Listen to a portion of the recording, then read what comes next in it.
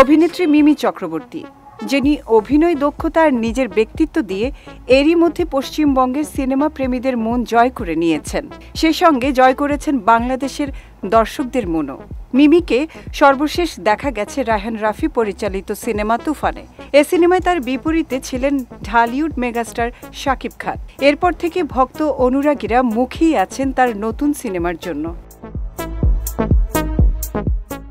মিমি চক্রবর্তী অভিনয়ের ফাঁকে সময় পেলেই দেশ বিদেশে অবকাশ যাপন করতে পছন্দ করেন। ঘুরতে যাওয়ার ছবি, ভিডিও আবার সামাজিক যোগাযোগ মাধ্যমে ভক্ত অনুরাগীদের মাঝে শেয়ার করে থাকেন তিনি।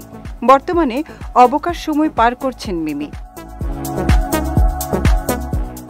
এবার অবকাশ যাপনে এ অভিনেত্রী উড়াল দিয়েছেন পানির শহর ইতালির ভেনিসে। সেখান থেকে সামাজিক যোগাযোগ মাধ্যমে ভক্ত অনুরাগীদের মাঝে শেয়ার করেছেন বেশ কয়েকটি ছবি। একগুচ্ছ ছবি শেয়ার করে মিমি চক্রবর্তী ক্যাপশনে লিখেছেন, এক ভেনিসীয় গ্রীষ্ম।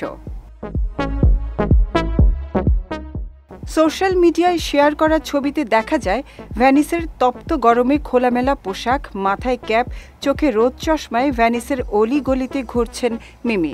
ঘোরাঘুরির ফাঁকে ভেনিসের রেস্টুরেন্টে বসে খোশ মেজাজে জুস ও চা পান করছেন এ অভিনেত্রী।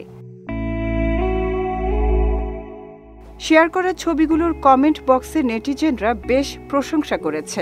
একজন লিখেছেন, অনেক সুন্দর লাগছে মিমি আপু। আরেকজনের কথায়, দুষ্টু কোকিল, দারুণ লাগছে মিমি।